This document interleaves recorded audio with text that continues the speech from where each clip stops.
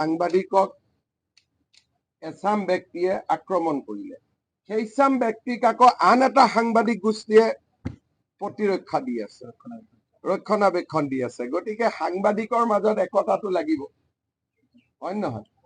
দিলীপ নাথ বোলা ব্যক্তিজনৰ লৰাই এজন সাংবাদিকক পিটিলে আৰু প্ৰতিদিন টাইমছে দিলীপ নাথক ৰক্ষণাবেক্ষণ দি আছে।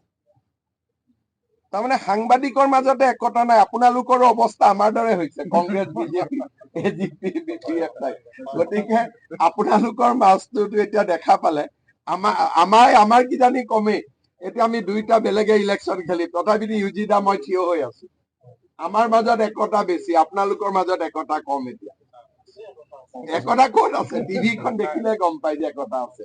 পংকজ পাঠকৰ মৰেল পুলিচিঙৰ যিটো ঘটনাটোৰ ওপৰত মই বহুত খবৰ লোৱা নাই, কিন্তু কোনেও কাকো অসমত অত্যাচাৰ কৰিব নালাগে, নিজে হাত দিব নালাগে কাৰোবাৰ।